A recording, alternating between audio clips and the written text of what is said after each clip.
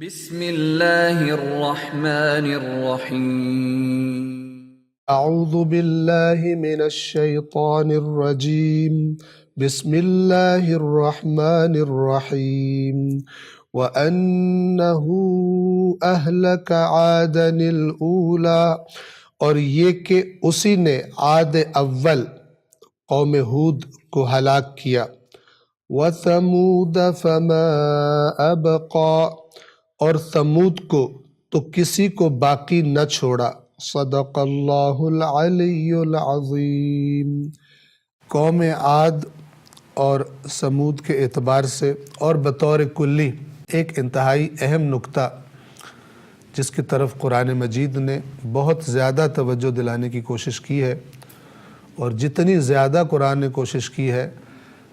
آج کل کا معاشرہ اور آج کل کا جو مختلف کاموں سے ہماری نیتیں اسی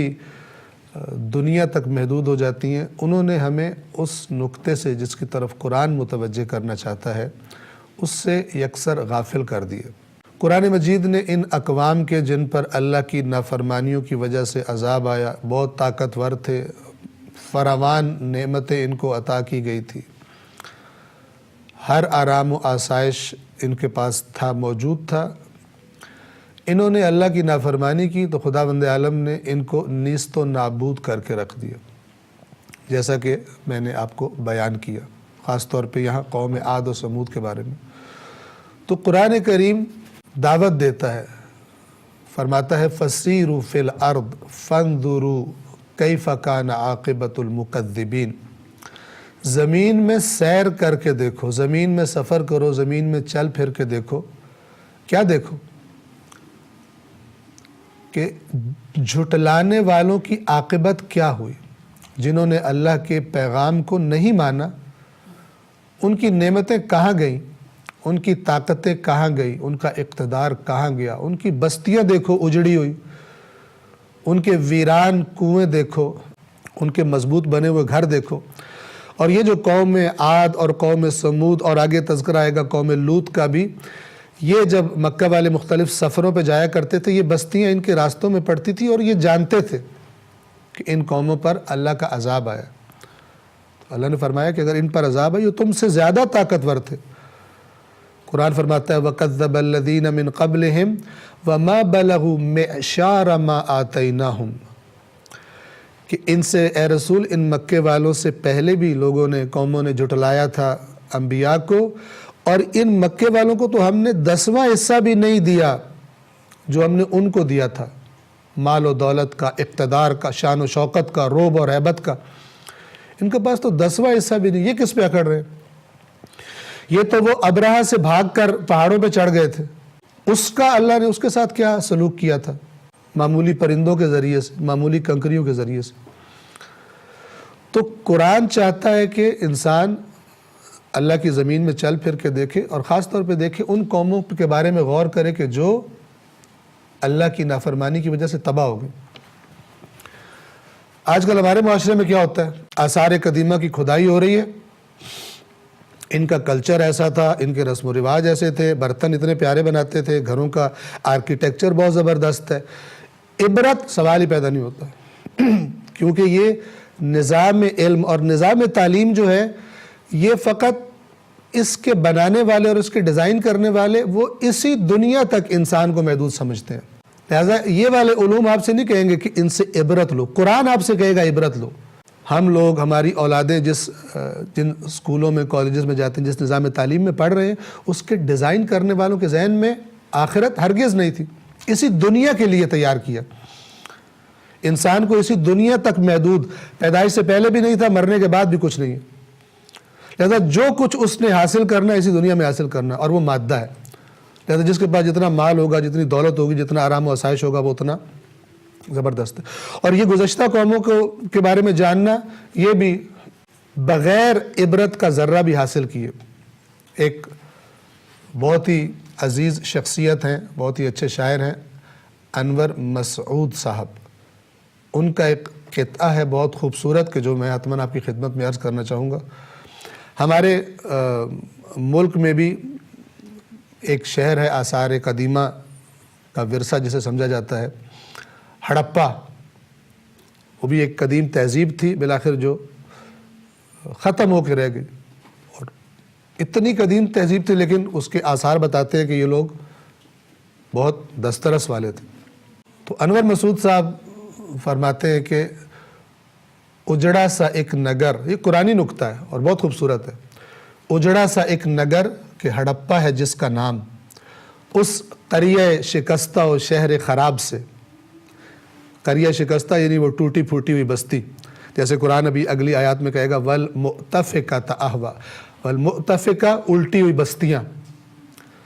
تو فرماتے ہیں کہ اجڑا سا ایک نگر کہ ہڑپا ہے جس کا نام، اس قریہ شکستہ و شہر خراب سے عبرت کی ایک چھٹانک برآمد نہ ہو سکی، کلچر نکل پڑا ہے منوں کے حساب سے۔ کلچر ان کا یوں تھا، فلان یوں تھا، یہ تھا۔ یہ ہم مسلمان بھی قرآن مجید کے اس سے ہونا تو یہ چاہیے تھا کہ ہڑپا پر ڈاکومنٹریز بنائی جاتی اور قرآن کی آیات قوم کو دکھائی جاتی، لیکن میں نے عرض کیا جو گزشتہ درس میں بھی کہ جو آپ پر جن کو آپ نے مسلط کر لیا ہے حق کے راستے کو چھوڑ کر، جب غلط حکمرانوں کے راستہ آپ نے کھول دیا، آپ نے تعویلیں کر لی کہ جن کے اندر دین والی روح ہے ہی نہیں، تو جب ان کو آپ نے مسلط کر دیا تو وہ پھر آپ کو کلچر تو دیں گے اور بڑا اچھا کلچر دے رہے ہیں۔ ابھی دیکھیں ہمارے معاشرے میں آہستہ آہستہ بے حیائی، وہ حالات کہ جن سے دین اسلام منع کرتا ہے، وہ چیزیں جن صفات کو بری صفات سمجھا جاتا ہے، اسلام کہتا ہے جن کے بارے میں یہ بری ہیں، آہستہ آہستہ غرب کی پیروی کرتے کرتے جہاں سے پیسے لیتے ہیں،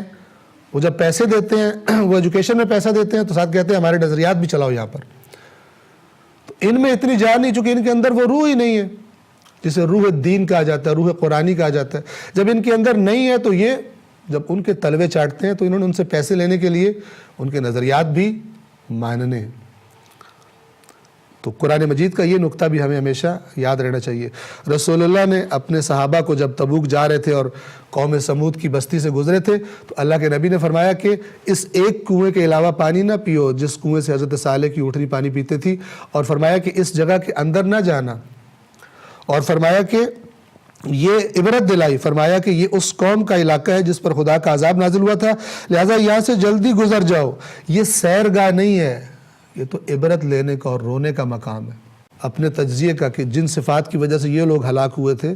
کہیں وہ صفات ہمارے اندر تو نہیں پائی جاتی۔ یہ قرآن کی بہت بڑی دعوت ہے، سیروا فی الارض، چلو زمین میں، چل پھر کر دیکھو، کیف کان عاقبۃ المکذبین، جھٹلانے والے، اللہ کی نبیوں کو جھٹلانے والے، اللہ کی کتابوں کو جھٹلانے والے کہاں گئے؟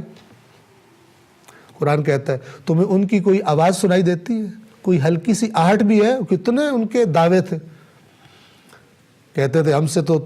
وقالوا من اشد منا قوہ، عاد والوں نے کہا تھا ہم سے بڑا طاقتور کون ہے؟ اللہ نے کہا میں تمہیں بتاتا ہوں پھر تم سے طاقتور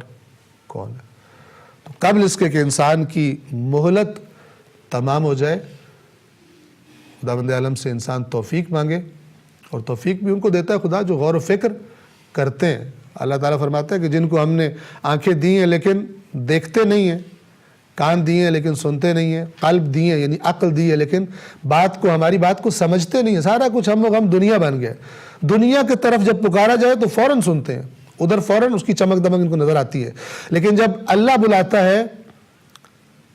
قرآن فرماتا ہے یا ایھا الذین آمنوا استجیبوا للہ وللرسول اذا دعاکم لما یحییکم،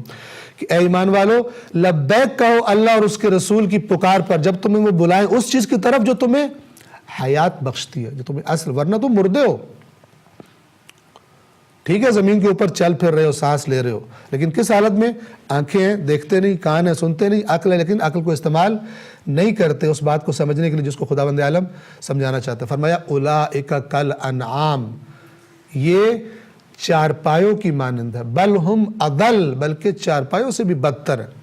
چارپایوں کو تو عقل نہیں دی، چارپایوں کے لیے تو یہ ہدایت نہیں بھیجی ہم نے۔ خداوند عالم قرآن کریم